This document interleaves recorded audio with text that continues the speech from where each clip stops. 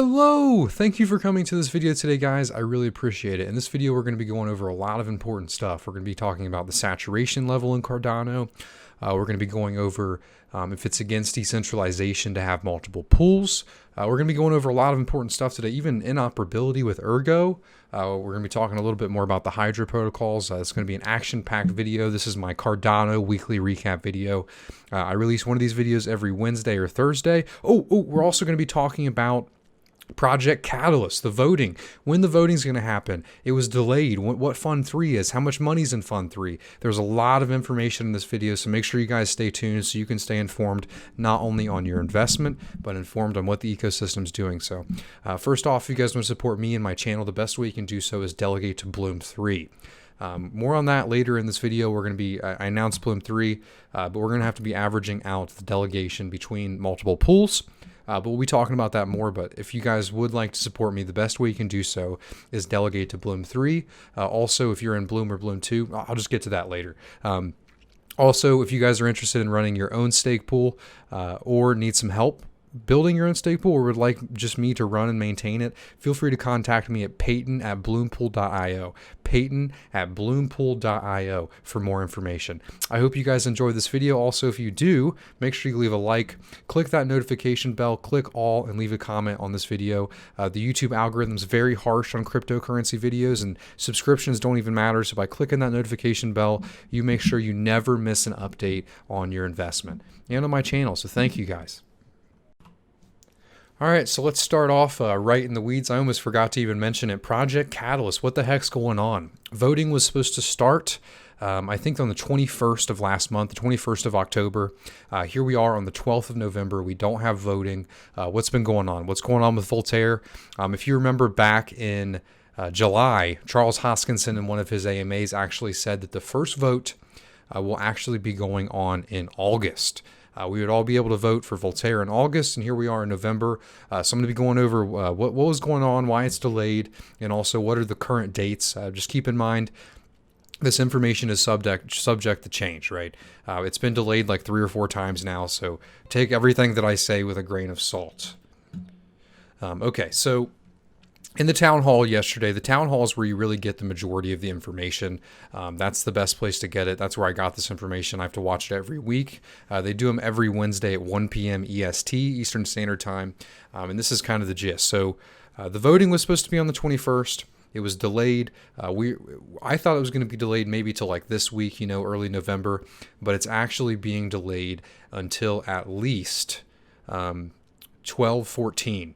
That's when the registration ends and the voting starts, and then the voting will go on from 12/14 to 12/18, right? So we'll go ahead and do this. So pre-dry run, infrastructure testing, end-to-end testing, stress testing, voting community processes, some DevOps, Rust. So these are the only participants. The duration will be 3 to 4 days. Timeline 11/11, 11/13. Dry run, complete process, Daedalus Catalyst snapshot QR code. Again, this is just the DevOps, Rust voting team, committee, department, and Project Catalyst team. So we're not going to be seeing these two first ones right here. And then voting registration, DevOps, Rust, voting committee, department, and Catalyst. So registration 12/9, and then the registration ends on the 14th, and then the voting actually starts on 12/14. Their goal was to have this all done by Christmas, but keep in mind that no matter what, if you have a Project Catalyst proposal, you're not going to be getting paid for your proposal at least until January, right? So I'm going to on the Cardano Aura, right? I hope you guys have been enjoying the podcast. I've been putting a lot of work into it. Another episode coming out tomorrow. Make sure you tune in for that. But I'm going to keep making it, I would really like funding to do the podcast, upgrade a little bit. And I also would like to be paid for my time a little bit for making it. It is a lot of work, and it is a part-time job, scheduling these interviews, preparing for them, getting all the information together, getting the questions together. I know it may not seem like that with an hour video on the outside, but I really am working my ass off on these. So I really do hope you guys not only keep enjoying the videos, but also vote on my proposal when the time comes. I'm willing to wait. I'll keep putting the work in. I'll keep making the videos every week, and I hope you guys enjoy them. So what do I think about the delay? It's fine. It's okay. I just wish that they would kind of have these dates a little bit more sound before they release them, because then you have people like me that release video content that say, I've literally had 2 different videos saying the vote starts this week, delayed, vote starts this week, delayed. So I wish that there was a little bit more set in stone. You know, I don't think that there should be DevOps testing really this week when the vote was supposed to happen 3 weeks ago, right? So the DevOps testing maybe should have happened months ago, you know, but it's nothing against the devs. I understand this stuff's hard. I'm not kind of spreading FUD or saying what the hell or anything. I'm just saying that in the future, I wish the dates were a little more sound, but at the same time, I completely understand that sometimes great things take time, you know. So that's the information on Catalyst. The voting is not going to start at least until the 14th. It could be later than that. And then if you have a Catalyst proposal, make sure you keep working, keep grinding, because you'll not be paid until at least January at the earliest. It could be February. It could be even later. But I do have some details on Fund 2.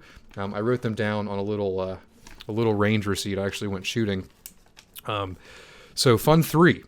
So there's going to be actually multiple challenges. There's going to be 3 different challenges at the same time. You're going to have the DApp challenge, the Dev challenge, and the Dev onboarding challenge. A lot of people said, well, why is there only podcasts in this proposal?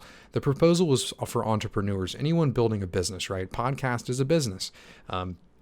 And there's really no way to build anything on top of Cardano right now. So for Goguen, all you have is the ability to put metadata, JSON files inside of a transaction, right? So there's not much that devs can truly build in this ecosystem, right? So Fund 2, in a way, was for any entrepreneur, right? So podcasts do actually meet the challenge for Fund 2, but as it looks for Fund 3, it doesn't look like it's actually going to meet the challenge. So if my podcast doesn't get through this fund, then it's not going to be put back up in Fund 3 because it doesn't meet the challenge, you know. So there's going to be 3 challenges at one time. They're both going to have their own money.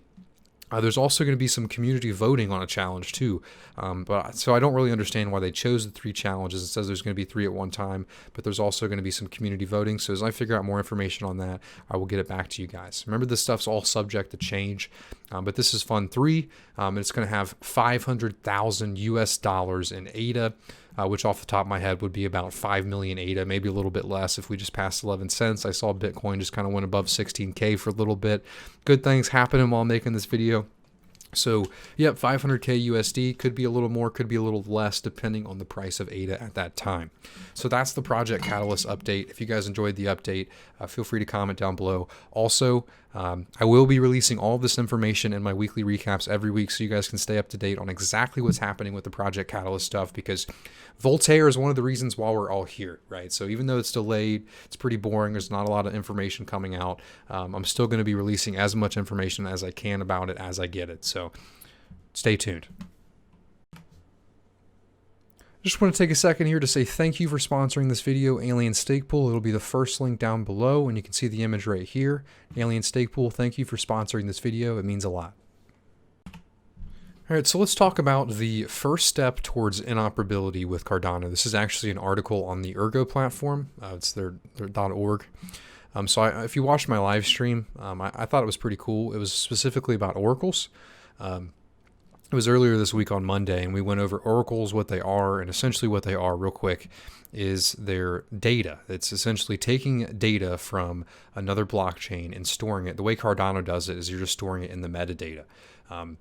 So what's really cool is this is kind of the first step towards inoperability, and I'm just going to read the article. I think he explains it very well. So this is a great development for at least 2 reasons. Firstly, it reuses work already done by Ergo's Oracle pools, therefore enabling Cardano to post reliable price feed more efficiently. So what they're doing with these oracles is taking the data from the Ergo pools and putting it in the transaction data, in the metadata in a transaction, storing it in the blockchain. So sharing data in this way will benefit both chains in the future, since once reliable oracles have been established, any other platform can use that data with relatively little extra overhead. Secondly, this provides the first steps in building interoperability between the 2 platforms. Both Cardano and Ergo now share the same source of data about the same cryptos. This opens the way for greater collaboration and cross-chain interaction, solidifying the connection between the 2 chains. Ultimately, the functionality might power complex DeFi solutions such as an Ergo Cardano atomic swaps with cross-chain liquidity and pricing, deciding by mutually agreed oracle data. While that's some way down the line, it's to demonstrate that what should one day be possible. So what they're saying is, by having this data from both chains, the data being the same, this is the first step towards being able to have interoperability and trading between ADA and Ergo on the chains, because if you have this data on both chains, the data is both verifiable, it's been here for a long history, you could trade both coins at that price, that Oracle data, and people trust it and it'd be valid. So it's nice to see this stuff starting to happening, and it is about that time. So thank you to Steak Nuts for doing this. It's really cool. His name's Marek. So I'll click on the website real quick. We can go to nut.link and we can see exactly what data is being transferred. You have ADA BTC, ADA Euro, ADA USD, ADA or AGI BTC, which is pretty cool. BTC Diff, and that's Trezor's block book, BTC USD, ERG USD, and Tesla. So what they're doing, like I said, is they're storing the data of those prices from into the blockchain via a JSON file inside a metadata transaction. So it's pretty cool. Okay, so we're going to be talking about real quick, I know this is a touchy subject. A lot of people say that creating multiple pools hurts decentralization. And I'm going to start off with one sentence, and I think this will hold true to you guys. It holds true with the ideologies of Cardano.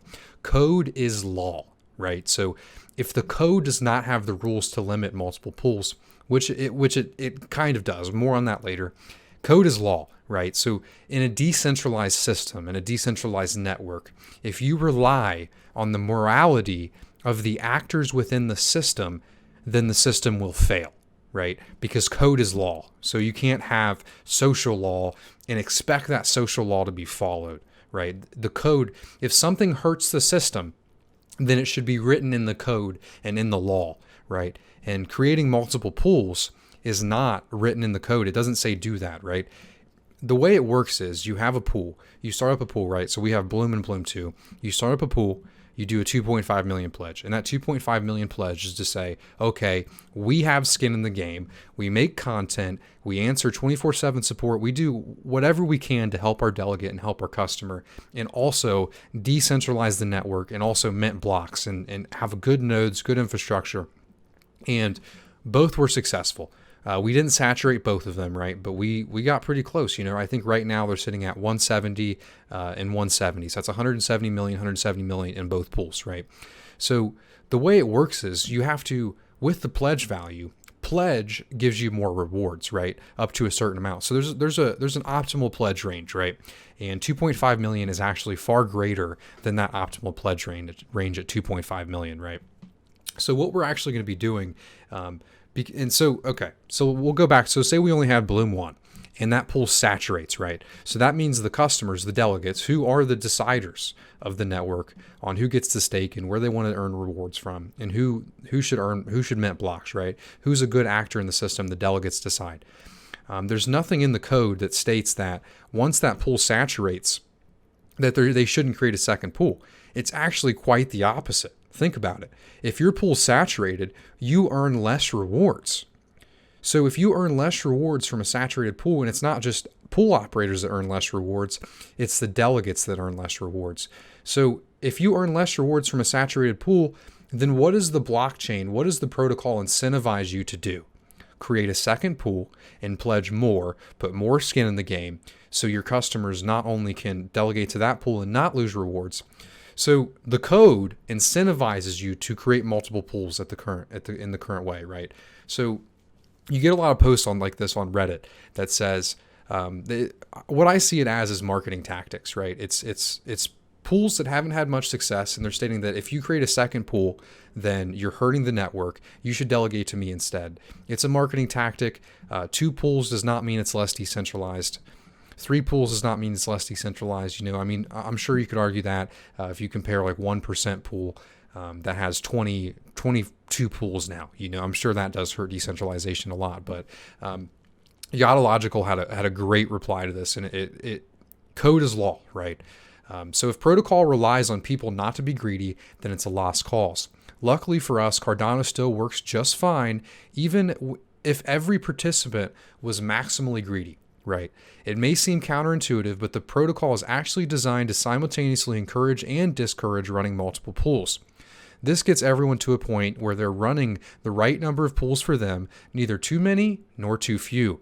For most people, this will be 0 or 1, but for few people, this will be a little bit more than 1, but not a huge amount more. For example, Bloom, we have 2, right? And then as we lower K, we're going to have to make more because we haven't had a price increase. Basically, if your pool becomes so successful that you reach saturation, you are incentivized to open a new pool so that your delegators can stay with you without losing rewards. However, now that you have multiple pools, your pledge is split between them. Each pool is not quite as attractive, right? So this is what we're doing at Bloom. We're actually adding more pledge. So currently we have 5 million ADA staked to show some skin in the game, to show that we're here for ADA. But when we're opening our third pool, we're actually adding another 2.5 million ADA to the pledge. So total, Bloom will have 7.5 million ADA delegated to the network, skin in the game, to show you that we're here for ADA, even if the rewards for Bloom goes down. And no matter what, we'll have that spread across how many pools we have. So now let's look at a different situation. Imagine you have a pool that isn't very successful. You aren't even close to saturation. If you open a new pool, all you'll have is 2 unsuccessful pools, each of which are less or even less attractive than the original. To summarize, the idea is that pool operators are only incentivized to open new pools once they've already been very successful. Even once they've been successful, they can only open so many pools and still remain attractive. The Sybil attack resistance of the protocol was never supposed to prevent one person from having a handful of successful pools. The network can have this happen and still be decentralized. The point was to prevent one person from having hundreds of successful pools, because that's against decentralization.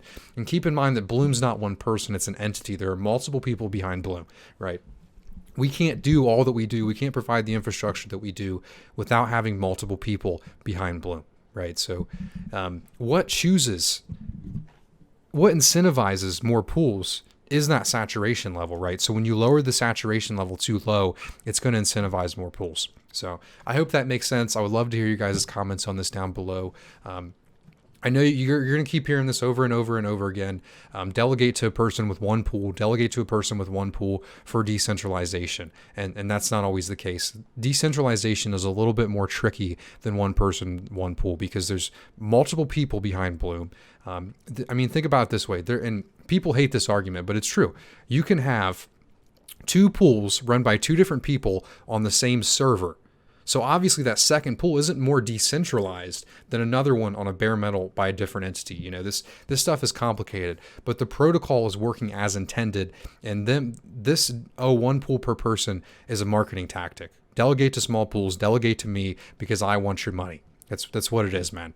I'd love to hear you guys' thoughts on it. I respect it. I respect it. You know, it's just, you have to see it for what it is, though. It's a marketing tactic. There's nothing wrong with marketing, you know.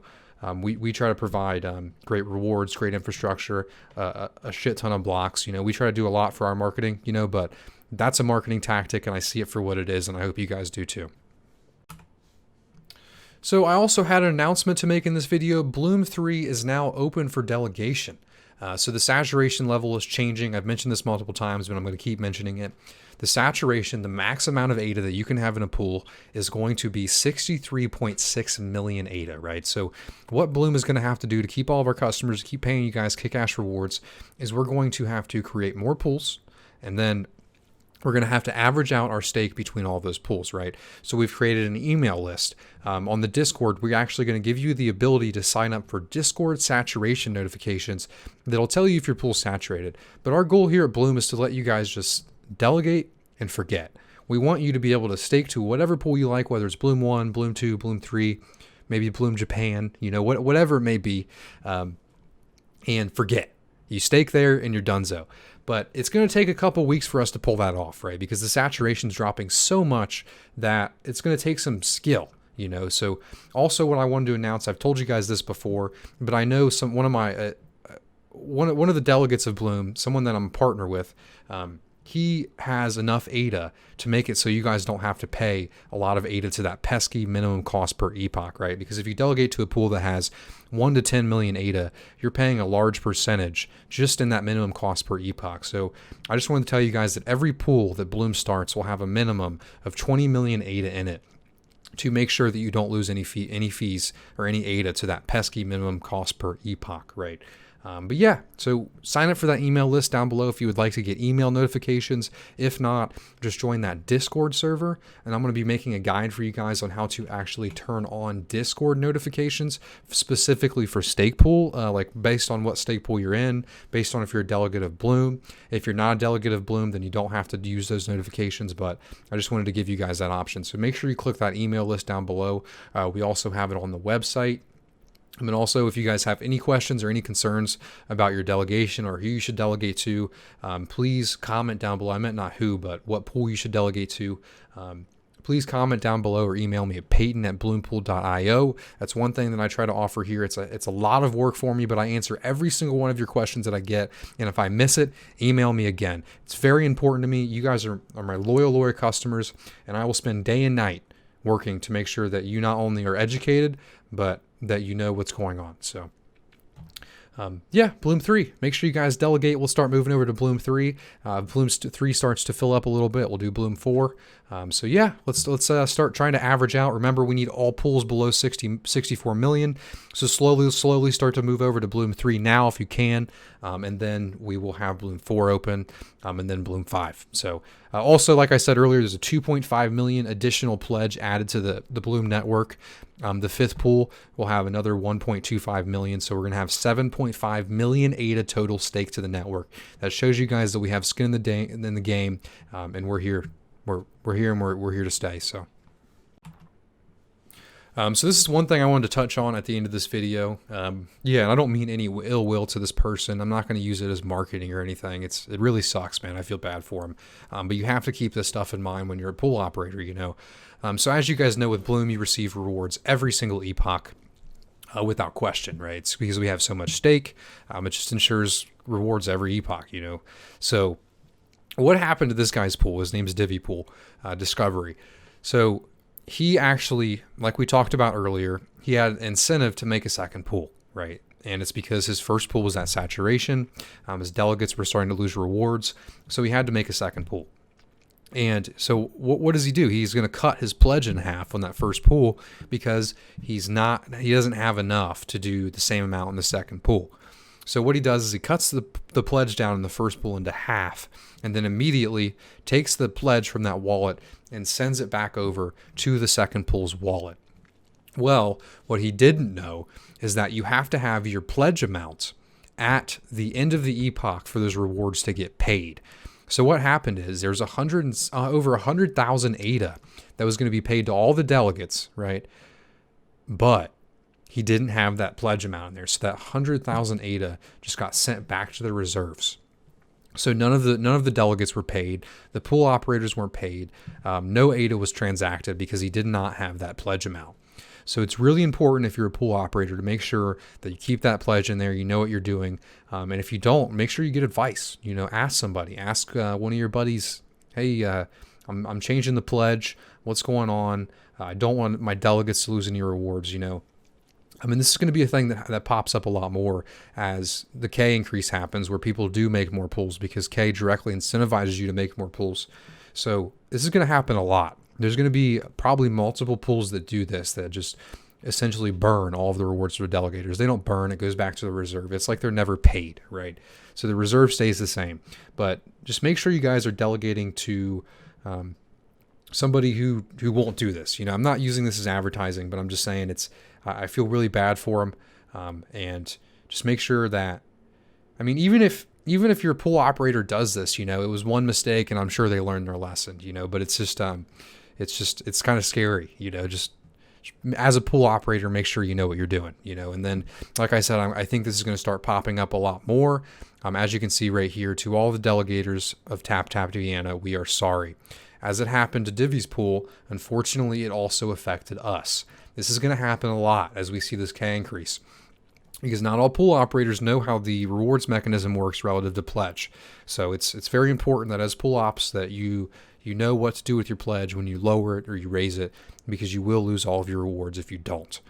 So yeah, that's the video for today. I hope you guys enjoyed it. If you did, you made it to the end of this video, please type pledge. Pledge pledge in the comments down below, and I really would appreciate it. I would love to hear all of your thoughts and your opinions. If you have any questions or concerns, feel free to email me, message me on Discord, or contact me on the comment section. So I hope you guys enjoyed it. It's been fun. I've been enjoying all of this stuff. The K's increased, but we're going to be all right. Everything's going to be great. Catalyst was delayed. We're going to keep making the podcast no matter what. And also the vote, the podcast vote, is to see if you guys like it or not, right? I mean, if the vote's not there, then I'm going to stop making it. It's just, if the community wants it, then I'll make it, but there are a lot of other podcasts out in the ecosystem that can do the same thing, but if you like my style of doing it, I do put a lot of time and effort into it, then vote yes for me, man, when the time comes. So it's just, if you vote yes, then I'll keep making it. If not, then I understand. It doesn't add value. There's a lot of other people doing it. So it could be a similar value, but if you do feel that it's different and adds value, then vote yes. Also type that if you're going to vote yes, if you made it this far. But hope you guys have a wonderful rest of your week. It's Thursday. Weekend's coming soon. I also wanted to give one more shout out to Alien Stake Pool for sponsoring this video. I really appreciate it. Here's a look at their ADAPOOLS. The link will be down below. Thank you, Alien Pools, for sponsoring this video.